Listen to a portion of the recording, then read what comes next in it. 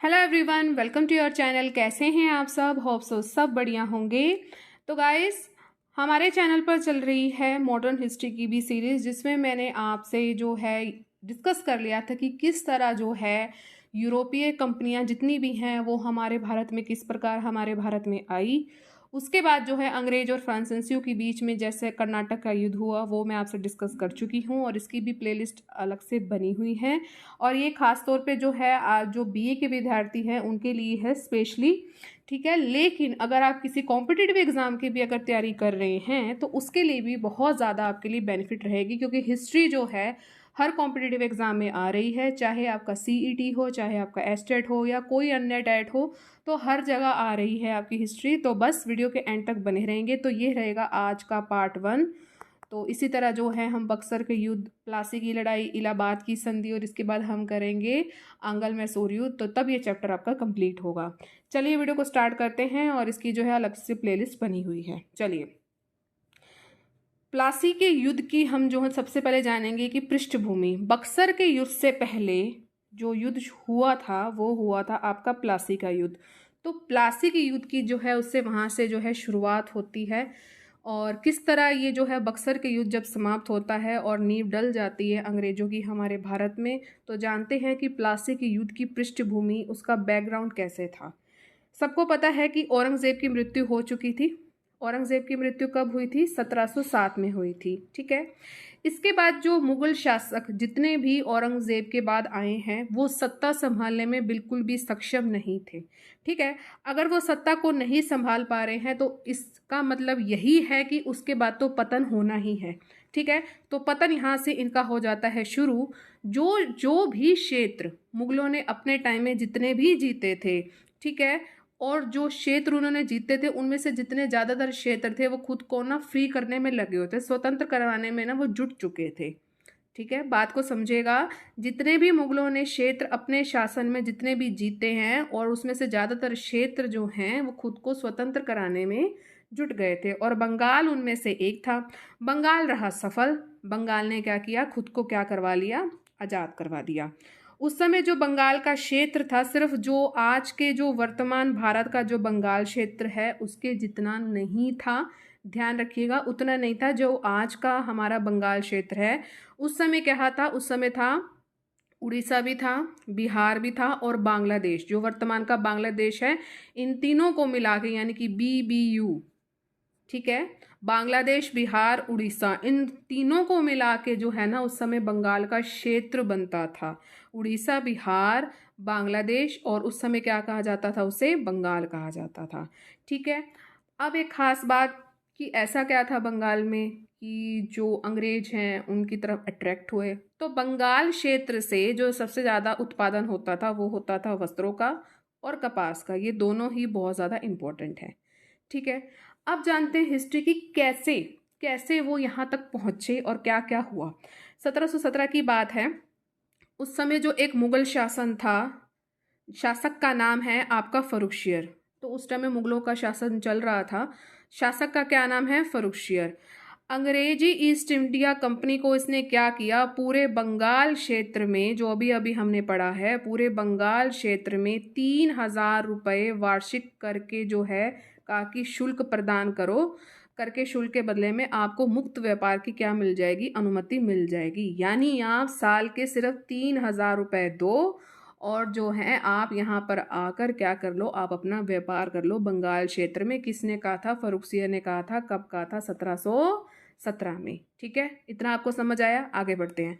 फिर 1717 में एक खास बात और हुई कि मुर्शीद कुली खां, नाम याद रखिएगा, मुर्शीद कुली खां, जो कि बना बंगाल का सूबेदार या नवाब। अब बंगाल बन चुका है तो सूबेदार भी तो होगा ना, उसको कोई ना कोई तो संभालेगा ना। ठीक है, ये तो मुगल शासक था फर्रुखशियर, ये बंगाल का सूबेदार था या नवाब कह लो, मुर्शीद कुली खां। ये व्यवहारिक रूप से क्या करने लगा? 1717 की बात है। ये व्यवहारिक रूप से क्या करने लगे? ये व्यवहारिक रूप से स्वतंत्र कार्य करने लगा और ये मुगलों को समय समय पर नजराना भी भेजता रहता था। उसे पता था कि मुगलों को किस तरह खुश रखना है। ठीक है, आगे मुर्शीद ने क्या किया? मुर्शीद कुली खां ने एक काम किया। उसने ढाका के स्थान पर, सबसे पहले उनकी राजधानी क्या थी? ढाका। उसने ढाका के स्थान पर अपने ही नाम से मुर्शिदाबाद, याद रखिएगा, मुर्शिदाबाद को अपनी राजधानी बनाया। किसने बनाया? मुर्शीद कुली खान ने मुर्शिदाबाद को अपनी राजधानी बनाया। और मुर्शिदाबाद से पहले राजधानी का क्या नाम था? ढाका। ठीक है, ये तो बात हो गई भाई 1717 की, ये चीज़ आपको ध्यान रखनी है। अब बढ़ते हैं आगे। 1727 में क्या हुआ? 1727 में हो गई भाई 10 साल बाद होगी मुर्शीद कुली खान की मृत्यु। क्या होगी? उसकी मृत्यु होगी। इसके बाद जो बना शुजाऊ दौला, इसके बाद बंगाल का नवाब कौन बना? शुजाऊ दौला। ये बंगाल का नवाब था और ये न्यायप्रिय नवाब था, यानी इसका जो कहते सेंस है या अच्छा है न्याय करने में, ये अच्छा था इंसान। ठीक है। और 1732 में ध्यान रखिएगा, जो सन आपको बता रही हूँ ये सारे आपको ध्यान होने चाहिए। 1727 में शुजाऊ दौला को बंगाल का नवाब बनाया गया और 1732 में जाके जो अलीवर्दी खां है उसको बिहार का, देखिए बीबीयू था ना, अब बंगाल बंगाल की थोड़ी बात होगी, बिहार को भी तो देखेंगे ना, तो बिहार का इसे उप सूबेदार जो है सूबेदार नियुक्त किया गया। किसे किया गया? अलीवर्दी खां को। ध्यान से, 1727 में शुजाउदौला बंगाल का नवाब, 1732 में अलीवर्दी खां बिहार का उप सूबेदार। फिर क्या हुआ? 1739 में, अब यहाँ पर वो 1727 में तो नवाब बना, ठीक है, और 1739 में शुजाउदौला की मृत्यु होगी। अब उसका पुत्र ही गद्दी पर बैठेगा ना, तो उसने अपने पुत्र जिसका नाम था सरफराज खां, क्या नाम था? सरफराज खां को इसने क्या दिया? बना दिया नवाब। इसके बाद इसका ही आएगा। अब इस बात से ना अलीवर्दी खां को बहुत ज़्यादा प्रॉब्लम होने लगी, जो कि बिहार का उप सूबेदार था। कब बना था? 1732 में। इस चीज़ से ना इसको प्रॉब्लम होने लगी, तो अलीवर्दी खां ने क्या किया? 1740 में जाके इसका कर दिया विद्रोह, और सरफराज खां जो शुजाउदौला का पुत्र था उसको मारा गया उसमें। और अलीवर्दी खां अब क्या हो गया? बंगाल का नवाब हो गया। इसलिए क्रम में अगर चीज़ को याद रखेंगे, रट्टा नहीं मारेंगे, चीज़ आसान से याद हो जाएंगी। आया कहाँ से? अलीवर्दी खां था कौन? और 1740 में वो बंगाल का नवाब कैसे बना? पहले वो उप सूबेदार था। अब देखिए, नवाब बनने से पहले अगर कोई कहीं का मतलब कहते हैं ना सूबेदार हो, तो उसको ना थोड़ी सी ना नॉलेज हो जाती है, उसको पता होता है कि कैसे उसने शासन करना है, कैसे उसने तिकड़मबाजी लगानी है और नवाब के पद तक जाना है। आप देखेंगे यहाँ पर 1732 है और यहाँ देखिए 1740 है, तो इतने टाइम का गैप उससे मिल गया ना, इतनी समझ उसमें उत्पन्न हो गई थी। ठीक है, तो इसलिए ये है, डायरेक्ट ऐसे नहीं पहुँचते थे, वो देखते थे कि भाई कि उस टाइम में माहौल कैसा है, हम यहाँ अपने पैर जमा सकते हैं कि नहीं जमा सकते हैं, तो ये चीज़ें होती हैं। डायरेक्ट कुछ नहीं होता है, जिंदगी में भी डायरेक्ट कुछ नहीं होता है, पग पग चलना पड़ता है, तब आप किसी बड़े लेवल पे बैठते हो। ठीक है, तो 1740 में अलीवर्दी खां ने कर दिया विद्रोह। इसमें सरफराज खां जो कि शुजाउदौला का पुत्र था मारा गया, और अब बन गया वो बंगाल का नवाब। कौन? अलीवर्दी खां। आगे अब बात करेंगे हम अलीवर्दी खां की, जिसका टाइम पीरियड है 1740 से लेके 1756, आपने ये याद रखना है। अब अलीवर्दी खां ने क्या किया? अलीवर्दी खां ने यहाँ जो मुगल थे उनको 2 करोड़ का नजराना भी इसने भेजा था, क्योंकि इसने हत्या करी थी, नजराना भेजा। और ये इसलिए भेजा कि इसको ना जो मुगल है ना वो कुछ कह ना सके।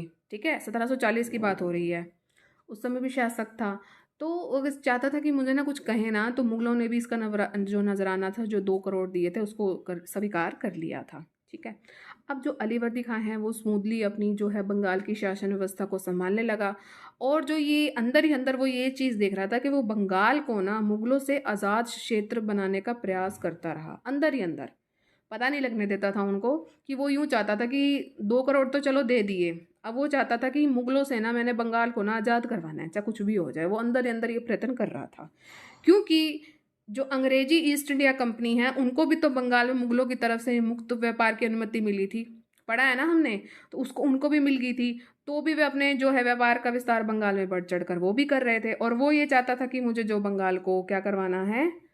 मुक्त करवाना है, आज़ाद करवाना है मैंने। ठीक है, तो बात हुई, अलीवर्दी खां का ना कोई पुत्र नहीं था, उसका कोई आगे उत्तराधिकारी नहीं बैठा था। जैसे शुजाउदौला आया, ठीक है, वो भी किसी का पुत्र था, हमने पढ़ा है। किसका था वो पुत्र? बताना कमेंट सेक्शन में। तो अलीवर्दी खां का कोई पुत्र तो था नहीं, उसने फिर क्या किया? अपने नाती, यानी जो उसकी छोटी सी पुत्री थी, छोटी सी तो नहीं कहूँगी, छोटी पुत्री के पुत्र, यानी कि अपने नाती को, दोता, ठीक है, उसको सिराजुद्दौला, ये नाम हमने ज़रूर सुना। अब सिराजुद्दौला आया, ये आया कौन? क्या लगता था? इसके नाना का क्या नाम था? नाना कहाँ का सूबेदार था? तो ये चीज़ आपको पता होनी चाहिए, यही तो चीज़ हमें नहीं पता होती है। सिराजुद्दौला को जो है उत्तराधिकारी इसने नियुक्त किया। किसने किया? अली वर्दी खान ने। ये सिराजुद्दौला का क्या लगता था? नाना लगता था। ठीक है, ठीक है। सिराजुद्दौला को उत्तराधिकारी इसने नियुक्त कर दिया। अब भाई बात आ गई सिराजुद्दौला की 1756 से 1757, सिर्फ एक ही साल जो ये रहा है। सिराजुद्दौला के साथ एक कहानी ये बन गई कि इसके ना शुरू से ही ना अंग्रेजों के साथ इसके संबंध बहुत ज़्यादा बिगड़ चुके थे और अंग्रेजों ने नवाब के शत्रुओं को शरण दे रखी थी। ये और गुस्से में हो गया भाई, इसी वजह से इसके हो गया कि तूने मेरे शत्रुओं को शरण क्यों दे रखी है।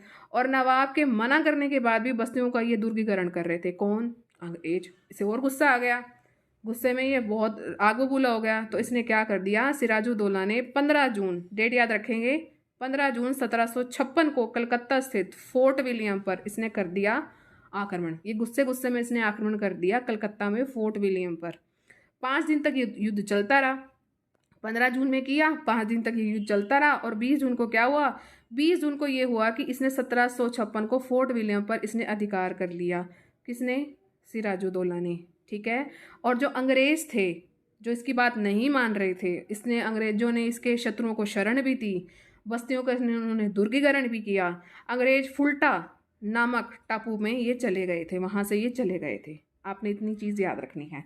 एक घटना बीच में आती है, वो एक मनगढ़ंत है, लेकिन हम उसको भी पढ़ेंगे।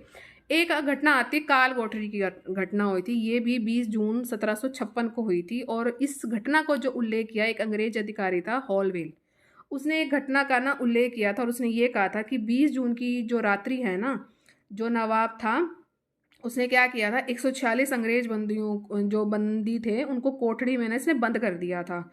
और इसमें से 146 में से 123 की जो है मृत्यु हो गई थी। तो हॉलवेल जो इस चीज़ को बता रहा है, उसके सही 23 अंग्रेज जो है उस समय जीवित रह गए। कह सकते हैं ये हॉलवेल की मनगढ़ंत कहानी है, क्योंकि इसकी जो पुष्टि है वो किसी भी अन्य स्रोत से हमें नहीं मिलती है। आपकी मर्जी, अब इसे याद रखिए, लेकिन मैंने बता दिया है कि 20 जून को एक घटना ये भी कही गई है इतिहास में। ठीक है, आगे बढ़ते हैं। अब जब ये चीज़ हो गई कि अंग्रेज चले गए थे ना, अभी अभी हमने पढ़ा है, वो कलकत्ता से चले गए थे क्योंकि उसने आक्रमण कर दिया था। अब आया क्लाइव। ठीक है, क्लाइव जो है इंग्लैंड वापस चला गया था, वो वापस आया। तो क्लाइव ने क्या किया, शुजाउद्दौला के प्रति ना भाई उसको ये चीज़ बढ़िया नहीं लगी कि भाई निकाल दिया, आक्रमण कर रहा है। तो उसने क्या किया, नवाब के विरुद्ध षड्यंत्र रचा। कैसा? नवाब के जितने भी प्रमुख अधिकारी थे, कहते हैं ना कि घर का बेदी लंका ढाए, अब वही बात होगी, देखना। नवाब के प्रमुख अधिकारी जो थे उससे असंतुष्ट थे। इसका लाभ उठाकर ये चीज़ क्लाइव को पता लग चुकी थी कि जो नवाब के प्रमुख अधिकारी हैं वो उसका समर्थन नहीं करते हैं। ठीक है, अब ये फूट डालेगा। क्लाइव ने क्या किया, क्लाइव ने नवाब के विरुद्ध एक षड्यंत्र रचा, क्योंकि उसको चीज़ पता लग चुकी थी कि जो इसके अधिकारी हैं इससे असंतुष्ट हैं। ठीक है, मीर जाफ़र, जिसमें जो मुख्य अधिकारी हैं उनके नाम आपको पता होने चाहिए। मीर जाफ़र था आपका मुख्य सेनापति। राय दुर्लभ, बड़ा दुर्लभ है, दीवान, तो दीवान था ये। यार लतीफ़, बड़ा लेट लतीफ़ है, ये सैनिक थे। जगत सेठ एक बंगाल का एक प्रसिद्ध व्यापारी था। तो ये 4 बंदे थे जो प्रमुख इसके अधिकारी थे, और ये अपने नवाब से खुश नहीं थे, और ये बात क्लाइव को पता लग गई। अब उसने चलाया षड्यंत्र। कैसा हुआ? प्लासी का युद्ध। 23 जून 1757 को प्लासी का युद्ध हुआ। प्लासी कहाँ पर है? ये भागीरथी नदी के तट पर स्थित है। युद्ध हुआ क्लाइव वर्सेस सिराजुद्दौला। अब देखिए, सिराजुद्दौला की तो थी 50,000 सेना और क्लाइव की थी बिल्कुल छोटी सी सेना, फिर भी क्लाइव जीतता है, सिराजुद्दौला हार गया। ठीक है, किस कारण से? क्योंकि घर का बेदी सेनापति था ना, उसी ने ही इसके साथ दगाबाजी कर दी। घर का बेदी लंका ढाए। तो देखना, युद्ध प्रारंभ हुआ। मीर जाफ़र जो है अपनी सेना लेकर अलग हो गया। मीर जाफ़र कौन था? सिराजुद्दौला का सेनापति था। इस युद्ध में क्या हुआ, सिराजुद्दौला पराजित होकर मुर्शिदाबाद भाग गया। ठीक है, मुर्शिदाबाद भाग गया, लेकिन नवाब को पकड़कर क्या कर दिया? वध कर दिया। यानी अब सिराजुद्दौला का क्या हो चुका है? वध कर दिया गया। मीर जाफ़र को क्या किया, जो मुख्य सेनापति था, बंगाल का नवाब बना दिया। और जो क्लाइव ने षड्यंत्र रचा था उसको व्यक्तिगत रूप से बहुत सारा धन मिल गया। और प्लासी के युद्ध में जो है भारत में अंग्रेजी प्रभुसत्ता की क्या पड़गी, नींव इसी से डली है। अब देखना और क्या क्या मिला। कंपनी को 24 परगना जिले की दीवानी भी मिली। कितने परगने की, 24। आगे बढ़ते हैं, अब बात करेंगे हम मीर जाफर की। ठीक है, इसका टाइम पीरियड क्या रहा है, 1757 से 1760। अंग्रेजों ने मीर जाफर को नवाब अपने स्वार्थ के लिए बनाया था, कोई उनको नीड वो नहीं थी कि भाई कि इसी को बनाना है, नो, उन्होंने अपने स्वार्थ के लिए इसको नवाब बनाया था। वो इसलिए बनाया था कि जो मीर जाफर है इनके हाथ की कठपुतली बनता रहे। 1760 में क्या हुआ, क्लाइव जो था जिसने आकर षड्यंत्र रचा था, 1760 में वो यहाँ से इंग्लैंड वापस चला गया। इसके बाद जो है बेनिस्टार्ट बंगाल का गवर्नर बनकर भारत आया। क्लाइव के बाद कौन आया, बेनिस्टार्ट, नाम ध्यान रखेंगे। बेनिस्टार्ट ने क्या किया, उसको ये चीज़ ना अच्छी नहीं लगी कि जो मीर जाफर था ना बहुत ज़्यादा ना मतलब इनके अकॉर्डिंग काम नहीं कर रहा था, ये संतुष्ट नहीं थे। तो उन्होंने क्या किया, बेनिस्टार्ट ने क्या किया, मीर जाफर के दामाद मीर कासिम के साथ इन्होंने समझौता किया और उसको कहा कि बंगाल का नवाब बनकर भारत समझौते के साथ मीर कासिम को जो है नवाब बनाया जाएगा। क्वेश्चन कि मीर कासिम को नवाब बनाया जाएगा, ये किसने कहा, तो बेनिस्टार्ट के अनुसार कहा। क्लाइव ने क्या करा था, मीर जाफर को बनाया था और बेनिस्टार्ट ने किसको बनाया था, मीर कासिम को बनाया था, याद रखिएगा। बदले में अगर आपको मीर कासिम को नवाब बनना है तो उसके साथ एक शर्त थी, समझौता हुआ, उसमें क्या था कि जो मीर कासिम है वो कंपनी को वर्धमान, मिदनापुर और चटगांव इस जिले की जो है दीवानी जो है अंग्रेजों को देनी पड़ेगी और अधिकारियों को धन भी देगा। तो ये जो है फैसला हुआ था, अगर ये वो काम करेगा तो उसको बंगाल का नवाब बना दिया जाएगा। तो बेनिस्टार्ट ने क्या किया, मीर जाफर के सामने ये प्रस्ताव रख दिया कि मीर कासिम को नायब का सूबेदार नियुक्त कर दे और प्रशासन के सारे अधिकार जो है सौंप दे। ठीक है, मीर जाफर को कहा कि मीर कासिम को जो है सूबेदार नियुक्त कर दे और प्रशासन के सारे अधिकार सौंप दे। तो मीर जाफर ने क्या किया, अब उसको तो कह दिया कि तुमने ये काम करा, तो मीर जाफर ने यहाँ पर अपना इस्तीफा दे दिया और मीर कासिम बन गए नवाब। तो अगली वीडियो में जो है हम मीर कासिम से कंटिन्यू करेंगे, फिर बक्सर का युद्ध पढ़ेंगे और हम संधि को करेंगे, फिर हम जो है नेक्स्ट पार्ट में हम करेंगे आंग्ल युद्ध। ठीक है, तो कैसा लगा ये सेशन, मुझे उम्मीद है अच्छा लगा होगा। अगर अच्छा लगा है आपको तो प्लीज़ सभी लाइक ज़रूर करें, चैनल को सपोर्ट बहुत ज़्यादा कीजिए, बहुत ज़्यादा नीड है, शेयर मैक्सिमम करें। सेशन अगर अच्छा लगा है, सब्सक्राइब का रेड बटन उसे ज़रूर प्रेस करें। एक कहानी के थ्रू में जो है मैं आपको करवा रही हूँ और आप देख लो कि बहुत ज़्यादा जो है कह सकते हो कि एफर्ट लगते हैं जब हम एक कहते हैं ना हैंड रिटन लिखते हैं। तो टाइपिंग वाले से कोई भी करवा देगा, मैं हैंड रिटन करवाती हूँ आपको नोट्स, तो बहुत मेहनत लगती है। प्लीज़ आप सभी सब्सक्राइब कर देंगे, रेड बटन ज़रूर क्लिक करें, ऑल पर ज़रूर क्लिक करें ताकि चैनल पर जितनी भी वीडियोस आएँ उसकी नोटिफिकेशन आपको टाइम टू टाइम मिलती रहे। साथ में चैनल पर चल रही है, मैं आपको मुगल प्रशासन आज करवाऊंगी एमए का, वो आपके पीजीटी टीजीटी कोई भी है तो मुगल प्रशासन आता ही है, तो थंबनेल आप देख लीजिएगा। तो मुगल प्रशासन की आज वीडियो डलेगी और साथ में मैं आपको हरियाणा जी के भी करवा रही हूँ, आपको मैं हिंदी के एमसीक्यूज़ भी करवा रही हूँ। तो बस आप चैनल को सब्सक्राइब कर लो, बहुत कुछ मिलेगा, हिस्ट्री, हिंदी और हरियाणा जी के आपको भरपूर मिलेगी। आगे आने वाले दिन में कोशिश करती हूँ कि आपको इंग्लिश के एमसीक्यू भी करवाऊँ। ठीक है, चलिए मिलेंगे अपने नेक्स्ट सेशन में। Till then thank you so much for watching, bye bye guys and take care.